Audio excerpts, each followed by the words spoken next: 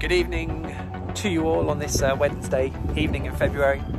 Without wishing to rile all the Coventry fans immediately, welcome to St Andrews, which is the venue of this football match. It's not a dig, it's where the football match is. Norwich have won here 2-0. It's a great away victory for them, of course, helped out by the fact that Brentford have lost 2-1 at QPR in a West London derby this evening. Worth listening to the On The Ball podcast we recorded on Monday for extended thoughts on Brentford. Sounds like Swansea did really well to nick a win against Nottingham Forest at home, because Forest, from what I could tell, were from the tweet stream anyway, were on top of that game for the most part all the way through. But there we go, it's the Championship. It's the way it's going to be for the rest of the season, and I'm sure there will be lots of fun hard. This game, effectively Norwich have got a habit at the moment of finishing a game on the stroke of half time. You can never really say that at half time going into the second half, because you don't know how it's going to pan out, but for the second time Norwich have scored just before the break.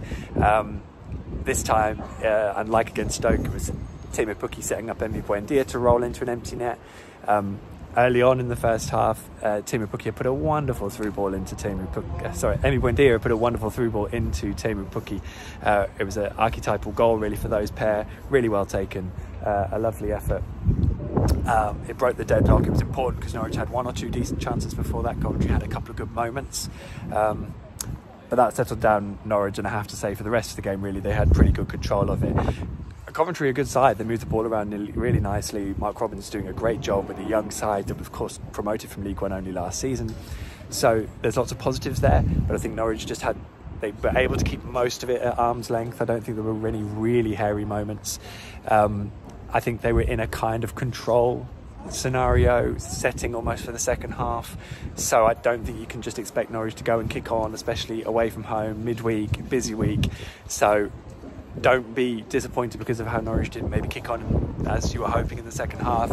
They had a great degree of control really on what they were doing, and it's a great win that kind of backs up what we saw on Saturday, which is that they've got a bit of momentum. They're looking quite comfortable. They're looking like they've got goals back in them, and actually defensively they are really compact. They gave away a few moments, but they defended their box pretty well, to be honest. Even without maybe playing really well at the back, they are generally playing well enough, and it's great to see because they're in a great position. 8 more wins maybe for the rest of the season is probably going to be enough to finish in the top 2, regardless of what anyone else does.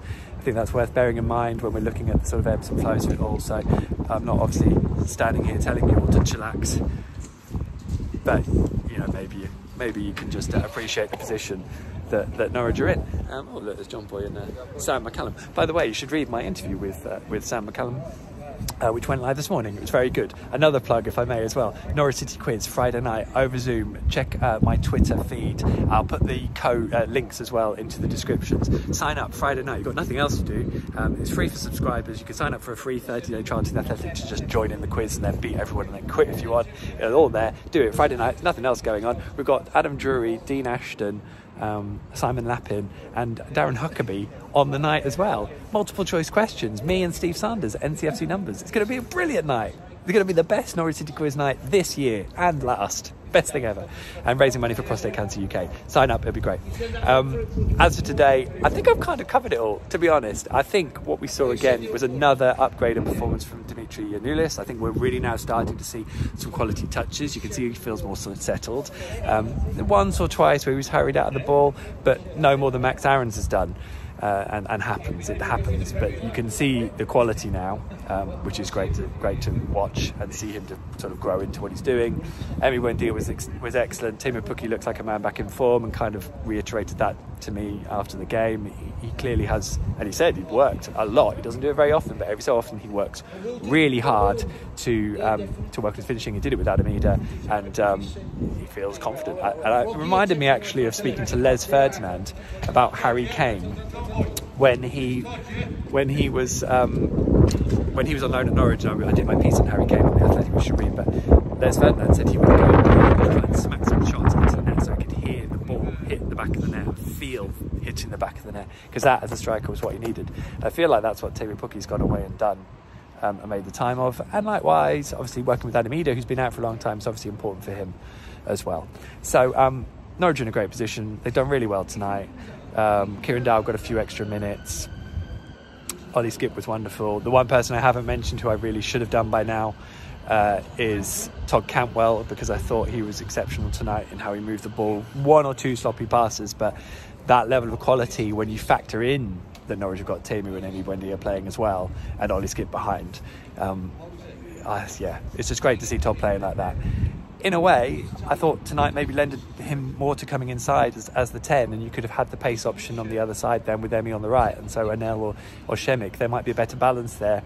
As it happens, Kieran Dowell got a few extra minutes in place of Mario Vrancic, which was good to see as well, because Kieran obviously needs those, and he'll come good. But all in all, everything's okay. Teemu and Emi got 2 minutes of injury time off, so they've had a rest and they'll be ready to go again for Paul Ward's visit Rotherham on Saturday. That'll be a great day and a great occasion for him, and another great opportunity for Norwich obviously to kick on. They're in a good position.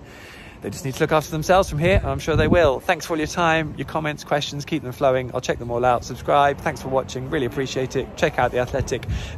Go on the quiz on Friday night. I will see you there. And in the meantime, look after yourselves, your loved ones, and keep well. See you soon. Saturday, in fact.